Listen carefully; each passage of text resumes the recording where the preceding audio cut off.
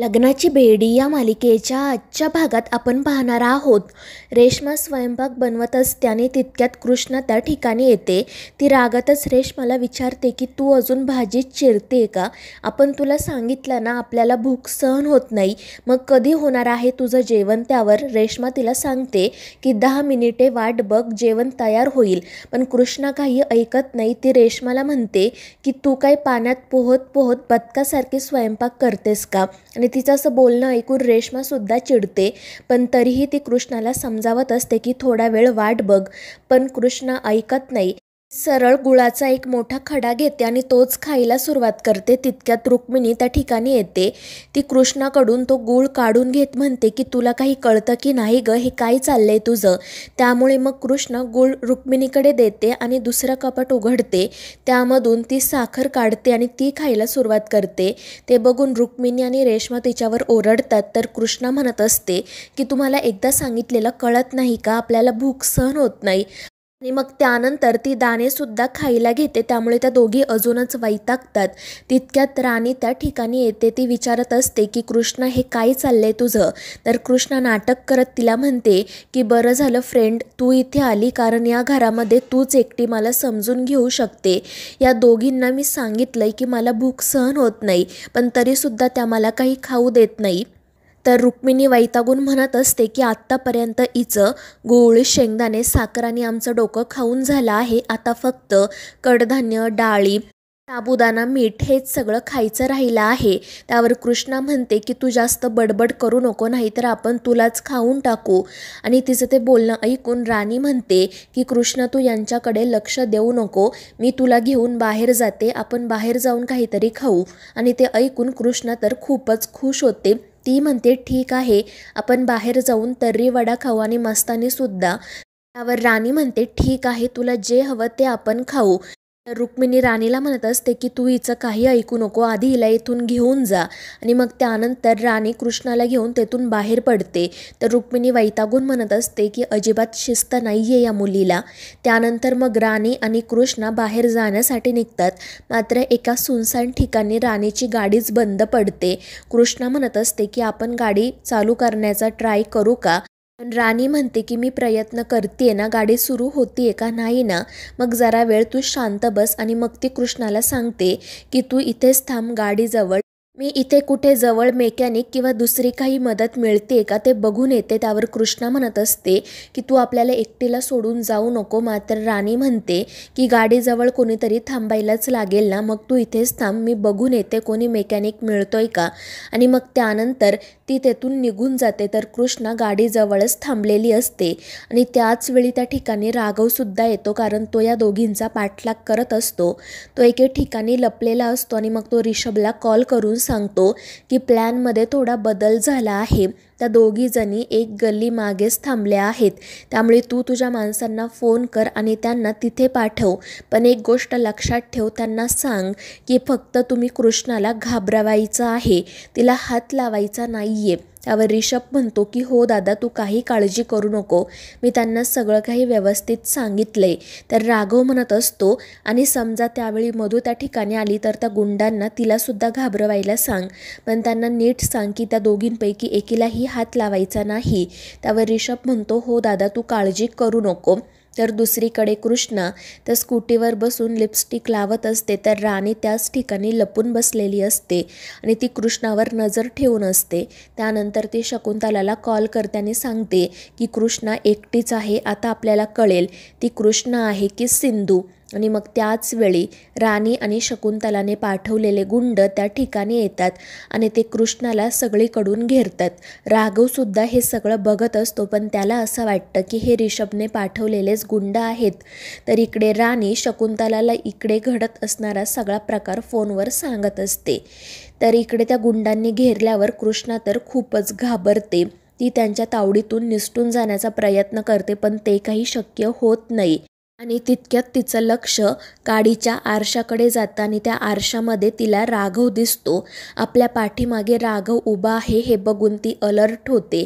तिच्या लक्षात येतं की आता जर आपण या गुंडांशी फाईट केली तर याला नक्की कळेल की आपण सिंधूच आहे आणि त्यामुळे ती फाईट न करता तेथून पळून जाण्याचं ठरवते. पण ते गुंड तिला पकडतात आणि मग त्यानंतर ती त्या गुंडांना विनंती करत म्हणते की आपल्याला जाऊ द्या इथून, पण तुमच्या लहान बहिणीसारखे आहोत ना. पण ते गुंड म्हणतात की तू आमची बहीण वगैरे कोणीही नाही.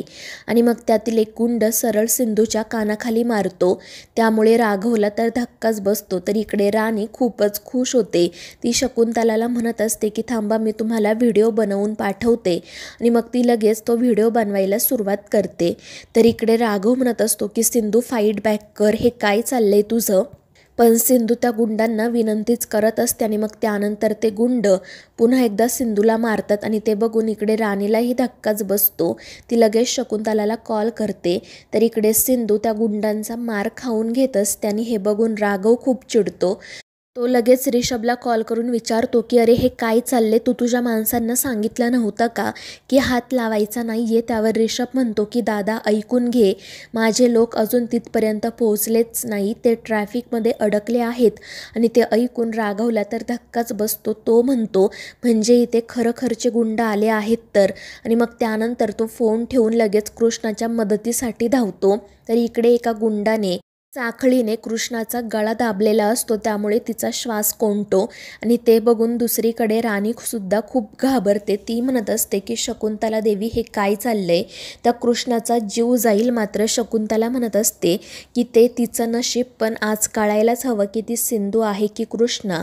आणि मग त्यानंतर राणी फोन ठेवून देते. ती खूपच घाबरलेली असते. तर इकडे कृष्णा बेशुद्ध पडते आणि तितक्यात राघव त्या ठिकाणी येतो. तो त्या गुंडांना खूप मारतो आणि कृष्णाला सुद्धा उचलून सावलीमध्ये ठेवतो. त्यानंतर ते गुंड पुन्हा एकदा त्याच्यावर हल्ला करतात. मात्र राघव त्यांना खूप मारतो आणि ते बघून राणी घाबरते. ती तेथून पळून जाते आणि मग राघव सिंधूला घेऊन घरी येतो. त्यानंतर राणी घडलेला सगळा प्रकार शकुंतलाला सांगते आणि म्हणते की आता तर मला त्या कृष्णालाच घराबाहेर काढावंसं वाटत आहे. तर शकुंतला म्हणत असते की कशाला तुम्ही एवढी काळजी करता, आता हे कळलंय ना की ती कृष्णा आहे, सिंधू नाही. तर राणी वैतागून म्हणत असते पण राघव तिला वाचवण्यासाठी धावून आलाच ना, मला तर आता असं वाटते की तो तिच्या तर प्रेमात पडणार नाही ना. त्यावर शकुंतला म्हणते की असं काही होणार नाही आहे. मात्र राणी वैतागून म्हणते की तुम्हाला माहिती आहे ना परिस्थिती काय आहे ती. पण ते ऐकून शकुंतलासुद्धा चिडते. ती म्हणते की आमच्याशी अशा पद्धतीने बोलायचं नाही.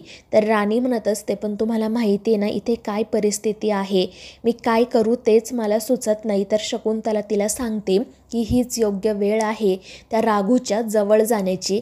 आता तुम्ही जसं वागताय ना तसंच वागा, हे नाटक सुरू ठेवा, त्याला चांगलं खाऊ पिऊ घाला, त्याची काळजी घ्या, मग बघा तो तुम्हाला सोडून कुठेही जाणार नाही. आणि त्यावर राणी म्हणते ठीक आहे. तर शकुंतला तिला सांगत असते आणि त्या पोरीची सुद्धा काळजी करू नका, कारण ती सिंधू असूच शकत नाही, ती कृष्णाच आहे. आणि ते ऐकून राणी खुश होते. त्यानंतर मग राघव डॉक्टरांना घेऊन कृष्णाच्या रूममधून बाहेर येतो. कृष्णाच्या तब्येतीची चौकशी करतो. तर डॉक्टर सांगतात की तिला मुका मार लागला आहे, पण काळजी करण्याची काही गरज नाही, थोड्याच वेळामध्ये ती शुद्धीवर येईल. आणि मग त्यानंतर रिषभ डॉक्टरांना सोडायला जातो. तर रुक्मिणी आणि रेश्मासुद्धा काळजीत असतात. त्या राघवला विचारतात की काळजी करायची गरज नाही येणार आहे. तर राघव सांगतो की नाही, तिला थोडा मुका मार लागलाय, फक्त ती लवकरात लवकर शुद्धीवर यायला हवी. आणि त्यांचं बोलणं सुरू असतानाच गोदा मावशी त्या ठिकाणी येते. ती राघवला म्हणते की आता मी माझ्या पोरीला इथे ठेवणार नाही. आत्तापर्यंत ती चोऱ्या माऱ्या करायची, लोकांची पाकिटं मारायची, पण कधीच तिच्या जीवावर बेतलं नव्हतं. आणि आज मात्र तिच्या जीवावर बेतलं आहे, ते फक्त तुमच्यामुळे. त्यामुळे आता आम्ही इथे राहणार नाही, मी माझ्या कृष्णेला येथून घेऊन जाणार आहे. आणि ते ऐकून राघव, रुक्मिणी आणि रेश्मासुद्धा घाबरतात. राघव गोदा मावशीला समजावण्याचा प्रयत्न करतो पण ती ऐकत नाही. रुक्मिणीसुद्धा त्यांना समजावण्याचा प्रयत्न करत म्हणते की तुम्ही असं करू नका, राजश्रीची अवस्था बघितली आहे ना तुम्ही. मात्र गोदा मावशी म्हणत असते की तुम्ही माझ्या कृष्णेची अवस्था बघा, काय अवस्था झाली आहे तिची. समजा आज तिच्या जीवाचं काही बरं वाईट झालं असतं तर मी काय केलं असतं. त्यावर राघव त्यांना समजावण्याचा प्रयत्न करतो की माझ्याकडून चूक झाली, मात्र यापुढे असं होणार नाही, मी जबाबदारी घेतो. पण गोदा मावशी काही ऐकायला तयारच नसते. शेवटी राघव खूप विनवणी करतो. रेश्मासुद्धा त्यांना म्हणत असते की तुम्ही प्लीज राजश्री काकूंचा एकदा तरी विचार करा. आणि मग शेवटी गोदा मावशी तयार होते. त्यामुळे राघवच्याही जीवात जीव येतो. त्यानंतर गोदा मावशी कृष्णाकडे जाते. कृष्णाला शुद्ध आलेली असते. ती बेडवर शांतपणे बसलेली असते. तर गोदा मावशी तिच्या जवळ जात विचारते की जीवावर बेतेपर्यंत तू शांत का राहिली? तुला त्या गुंडांना 2 ठेवून देता आल्या नाहीत का? आणि त्यावर कृष्णा काही न बोलता सरळ आरशासमोर जाऊन बसते. तिला घडलेला प्रकार आठवत असतो आणि मग त्यानंतर ती आरशावर स्प्रे मारते. त्यामुळे गोदा मावशीला कळत नाही की ही नेमकं काय करते. आणि त्यानंतर कृष्णा तो आरसा पुसून टाकते. तर त्यामध्ये सिंधूचा चेहरा दिसत असतो. तिने लेन्स काढलेल्या असतात, ती खोटी केससुद्धा काढलेली असतात. आणि सिंधूला बघून गोदा मावशी म्हणते की बाळा अगं हे काय चाललंय तुझं? आज तुझ्या जीवावर बेतणार होतं, आता बंद कर हे नाटक. मात्र सिंधू म्हणत असते की नाही मावशी, जोपर्यंत मला माझी सावी सापडत नाही तोपर्यंत कृष्णाचं हे नाटक असंच सुरू राहणार. त्या मधूने माझ्या सावीला कुठे लपवून ठेवलं आहे काय माहीत, पण जोपर्यंत मला ती सापडत नाही तोपर्यंत माझं हे सत्य कोणासमोरही उघडकीस येता कामा नये. त्यावर मावशी तिला समजवण्याचा प्रयत्न करत असते की हे सगळं तुझ्या जीवावर बेतू शकतं. पण सिंधू ऐकत नाही. ती म्हणते की मावशी आता 1 महिना झाला आहे, मी आणि राघव दोघेही सावीचा शोध घेतोय, पण सावीचा काहीच पत्ता लागला नाही. तर दुसरीकडे राणी आणि शकुंतला बोलत असतात. शकुंतला म्हणत असते की ती मुलगी सिंधू नाही तर कृष्णाचा आहे हे आता सिद्ध झालं ना. मात्र राणी म्हणत असते की मला तरीही खूप भीती वाटत आहे. तर शकुंतला तिला समजावत असते आणि राघववर लक्ष ठेवायला सांगत असते. दुसरीकडे गोदा मावशी सिंधूला समजावत असते. तर सिंधू म्हणत असते की त्या मधूने माझ्या सावीला कुठे लपवलं आहे हे मला लवकरात लवकर शोधून काढायलाच हवं आणि त्यासाठी मला तिच्याशी मैत्री करायला हवी. तर गोदा मावशी विचारत असते की ते सगळं ठीक आहे, पण आज तू त्या गुंडांना चांगलं उत्तर का दिलं नाही, त्यांचा मार का खाऊन घेतला? आणि त्यावर सिंधू तिला सांगू लागते की जेव्हा ते गुंड त्या ठिकाणी आले तेव्हाच मी गाडीच्या आरशात राघवला सुद्धा बघितलं. कदाचित ते आम्हा दोघींचा पाठलाग करत असावेत आणि जर त्यांच्यासमोर मी त्या गुंडांची फाईट बॅक केली असती तर त्यांना कळलं असतं मी सिंधू आहे, म्हणून मी मुद्दाम काही केलं नाही. तर गोदा मावशी तिला सांगत असते की निदान तू तुझ्या धन्याला तरी म्हणजे राघवला तरी सांग की तूच सिंधू आहे म्हणून. मात्र सिंधू म्हणत असते की नाही, आत्ता मी कोणालाही काही सांगू शकत नाही, कारण जर राघवने चुकून मधूला काही सांगितलं तर मात्र ती सावध होईल आणि सावीच्या जीवाला धोका निर्माण होईल.